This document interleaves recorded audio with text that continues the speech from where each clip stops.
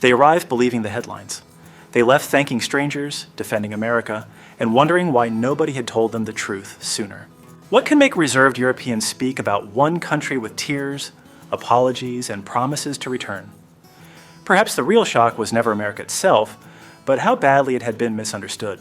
Once they saw the people, the roads, and the everyday kindness for themselves, going home no longer felt like the ending they expected. Texas made him stay. An English traveler reaches his final night in Texas and discovers that packing clothes is easy. Packing gratitude is apparently where the suitcase starts fighting back. We are in a motel. I just want to say a massive, massive thank you to everyone in this great state. The hospitality from everyone from start to finish. The hotel staff, the hospitality staff, the Uber drivers, taxi drivers, the people day to day, all of the people online, in all the comments, all the likes, all the well wishes. We have loved our time in Texas. His farewell matters because he does not praise a famous landmark or some polished tourist attraction. He remembers hotel workers, Uber drivers, taxi drivers, strangers, and even Texans leaving kind messages online. By the time he says Texas has his heart, this has stopped sounding like a travel review and started sounding like someone reluctantly ending a very good first date.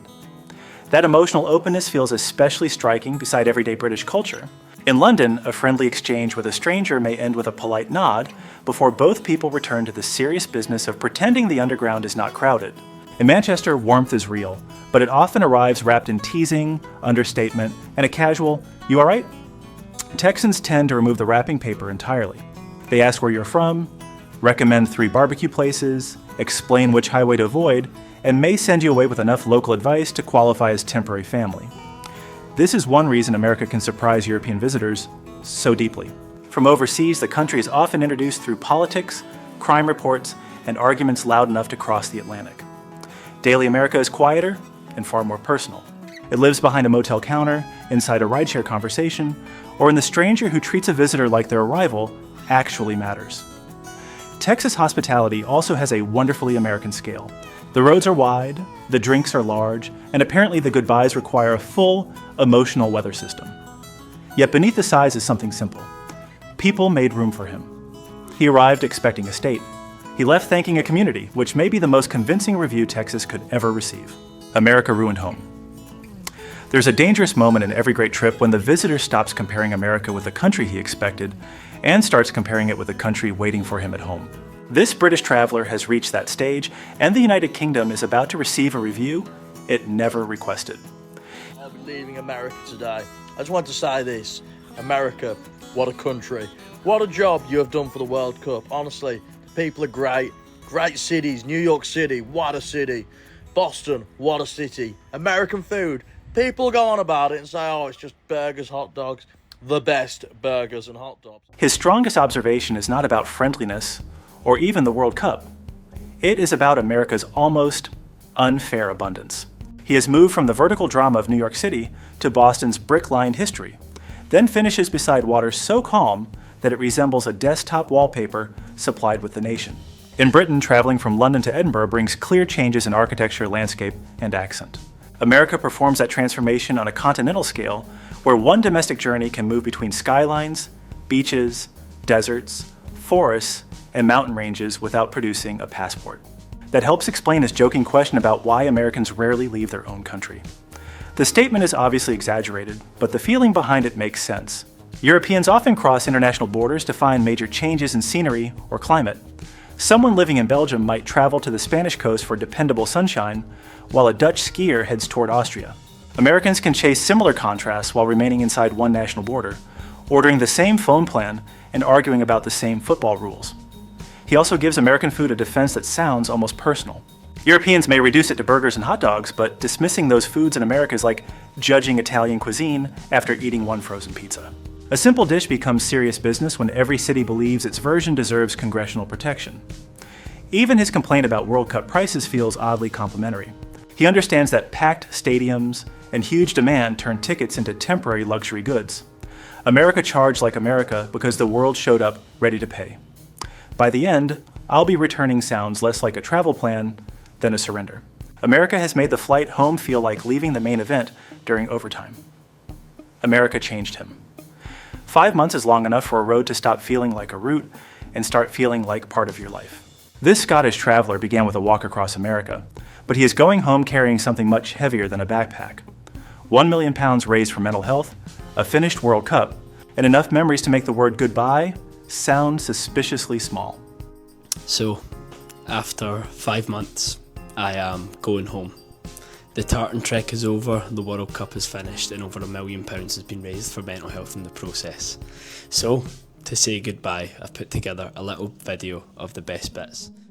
What makes this farewell powerful is that America did not remain a backdrop. The country became an active character in his story. Every town, roadside conversation, donated dollar, offered meal, an encouraging message helped push the journey forward. Americans have a particular talent for adopting a stranger's mission before they have finished hearing the explanation. Tell someone in Ohio or Texas that you are walking across the country for a cause, and there is a fair chance they will offer water, directions, a photograph, and the name of a cousin who knows somebody down the road. That kind of public participation can feel unusual to visitors from Scotland. In Edinburgh or Glasgow, generosity is often warm, but understated, usually delivered through dry humor and little ceremony. America tends to place its heart directly on the counter, beside the coffee and the oversized tip jar. The emotion is visible, sometimes loud, and rarely embarrassed by its own sincerity. His tartan shirt makes the cultural contrast even more charming. He looks unmistakably Scottish, yet the journey surrounding him is deeply American. Huge distances, open roads, strangers rallying around a personal challenge, and a cause growing far beyond its original scale. Only in America can a walk become a movement before your shoes have fully recovered. He says the trek is over, although endings like this rarely stay finished. He is returning home with proof that America's greatest landmark may not be a building or canyon, but the speed with which ordinary people decide that someone else's dream is worth helping. That is one souvenir no airport can weigh. Britain got America wrong. This time, the farewell is not a thank you note. It is a public correction delivered with the seriousness of someone who has just discovered that the country in the headlines and the country outside his hotel are barely on speaking terms. Guys, I think we owe you a big apology, because what we think America's like is exactly not what it's like. Honestly, people are so nice here. The hospitality is amazing. People are just so accommodating, and anything you want, they will do it. He admits that many Britons arrive with a ready-made picture of America. Dangerous streets, rude strangers, constant tension, and trouble waiting behind every gas station. Then everyday life interrupts the script. People hold doors, offer directions, solve small problems, and treat a visitor's confusion as something to help with rather than laugh at. His apology is really aimed at the distance between secondhand fear and firsthand experience. That gap feels especially sharp in Britain, where public behavior is often built around privacy. On the London Underground, eye contact can feel like accidentally accepting a meeting invitation. In Manchester or Birmingham, strangers may be friendly, but conversation usually needs a reason to begin. Across much of America, the reason can simply be that two people are standing near the same coffee machine. This does not make British people cold or Americans magically perfect. It shows that politeness has different accents. British courtesy often protects your space. American courtesy often enters it, asks where you're from, and recommends a diner before you have fully answered. The deeper cultural surprise is that America's friendliness is practical. It is less about polished manners and more about making things happen. A visitor needs help, so someone helps. The social machinery may creak loudly, wear sneakers, and carry a 32-ounce drink, but it usually gets the job done. His apology lands because he does not claim the news is entirely false. He says it is incomplete. America seen only through crisis coverage is like judging London entirely from delayed trains and parliamentary arguments. Technically recognizable, emotionally useless. He came prepared to defend himself from America. Instead, he found himself defending America when he went home. America makes weekends bigger. Driving around in the back of a cyber truck on a random Saturday. This could be class, man. Brits in America. Yeah! A random Saturday in Pennsylvania has somehow produced a Cybertruck, an open road, and two British travelers laughing like they have accidentally entered a movie set. Their question, how can anybody not love America, sounds playful, but it reveals something deeper than admiration for an unusual vehicle. America has a remarkable way of turning ordinary free time into an event. Nobody appears to have booked a tour, studied a guidebook, or stood beneath a famous monument. They simply met people, climbed into the back of a truck, and allowed the afternoon to choose its own direction. The experience feels intensely American because spontaneity here often comes with horsepower, cup holders, and enough road ahead to reconsider your entire schedule. That freedom contrasts sharply with Britain's more compact rhythm. In central London, a weekend drive can begin with congestion charges, narrow streets, scarce parking, and the quiet realization that the bus may have been faster. Historic centers such as York or Edinburgh were shaped long before vehicles reached the size of small apartments, so movement naturally requires more planning. Pennsylvania offers a different kind of stage, broader roads, lower density towns, and enough physical room for an ordinary journey to become entertainment. The Cybertruck matters mainly as a symbol.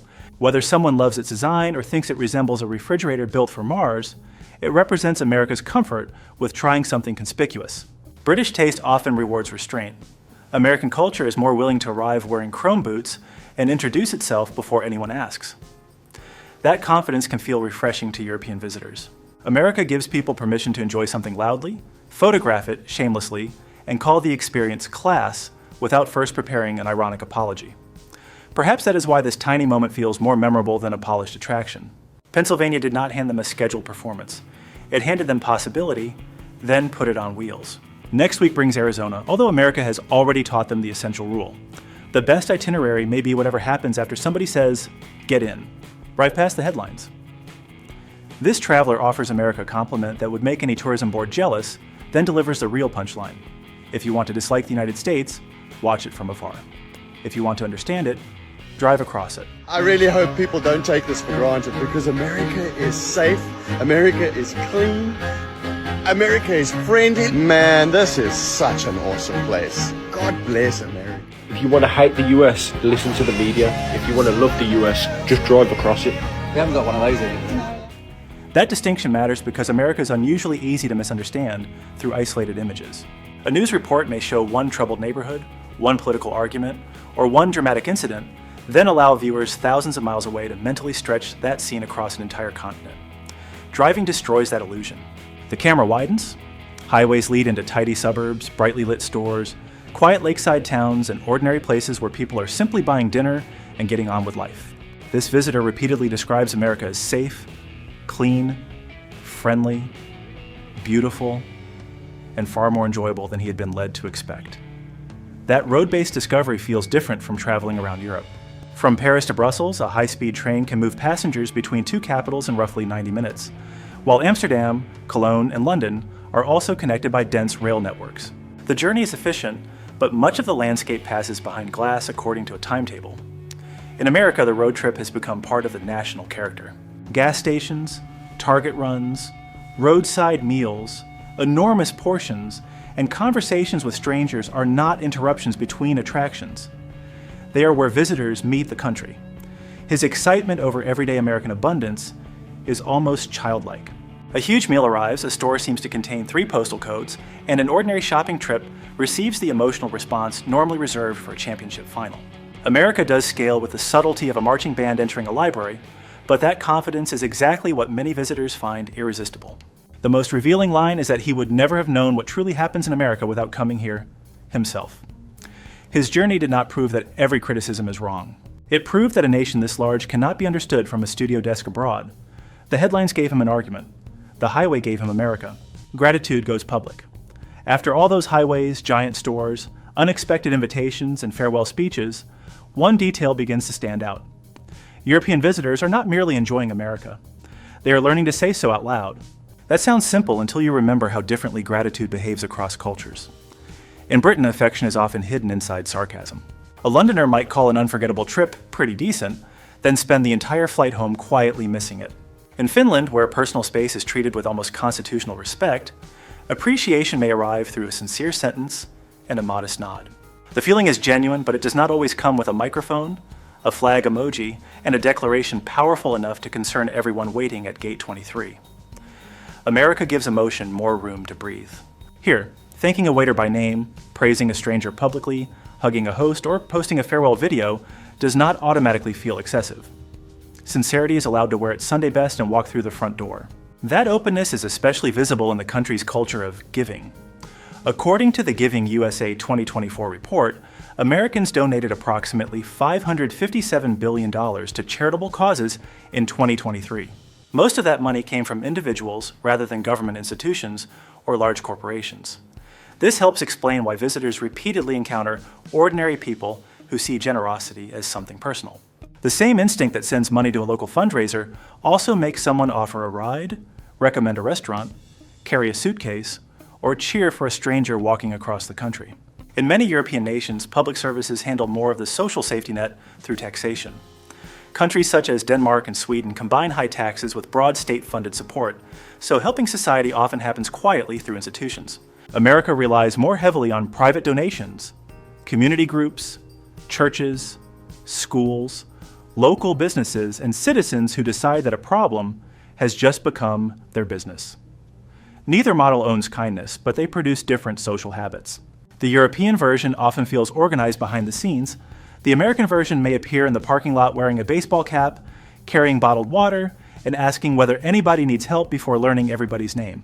That is why these farewell videos feel unusually emotional. The visitors are responding to a country where appreciation circulates openly. Someone welcomes them, they thank that person, Americans respond to the video, and the gratitude begins traveling faster than luggage on a good airport day. There is also something deeply appealing about America's refusal to act embarrassed by enthusiasm. Europeans are often trained to soften excitement before presenting it in public, admire something too openly in certain circles, and somebody may raise an eyebrow as though you have ordered ketchup in Rome. Americans are more likely to match your excitement, improve the story slightly, then tell 3 relatives. That emotional permission becomes addictive. Visitors arrive carefully observing the room. Weeks later, they are speaking into a phone beneath the American sky, thanking an entire state as though it were one generous neighbor. Perhaps the surprising airport gesture is not the handshake, the bow, or the final message. It is the fact that America made reserved travelers feel safe enough to become openly sentimental. The country did not simply give them places to visit, it gave them permission to care without pretending otherwise. 50 ways to stay. By this point, something curious has happened. These visitors are no longer speaking about America as one enormous destination. They are saying goodbye to Texas, praising Pennsylvania, planning for Arizona, remembering New York, and defending Boston as though each place had personally invited them over for dinner. That is one of America's most addictive cultural surprises. The country keeps changing its personality without changing its flag. The United States contains 50 states, but on the road they rarely feel like 50 administrative boxes drawn by people in suits. Each one behaves more like a proud relative at a family reunion, completely convinced that its barbecue, landscape, weather, accent, football team, and preferred method of preparing potatoes deserve their own documentary series. You may enter Texas as a tourist and leave knowing what "don't mess with Texas" means emotionally, even if nobody has explained it grammatically. The scale makes this local pride easier to understand. Texas covers roughly 696,000 square kilometers, making it larger than metropolitan France. Arizona is geographically bigger than the entire United Kingdom, while Pennsylvania is not far behind England in land area. A European visitor may hear another state and picture a short regional journey. America may answer with 6 hours of highway, 2 weather systems, and a gas station selling enough snacks to survive a minor expedition. Yet size alone does not create attachment. The real charm is that every state wants to be remembered for something specific. Texas offers a public identity built around independence, hospitality, ranching history, and food that arrives with the confidence of a campaign speech. Pennsylvania shifts the mood toward old industrial towns, wooded highways, historic cities, and communities where a random Saturday can involve riding in a Cybertruck with people you met 5 minutes earlier. Arizona then appears like another country wearing the same passport, replacing green neighborhoods with desert light, red rock, and sunsets that look as though the sky has discovered a premium subscription. Europe certainly understands strong regional identity.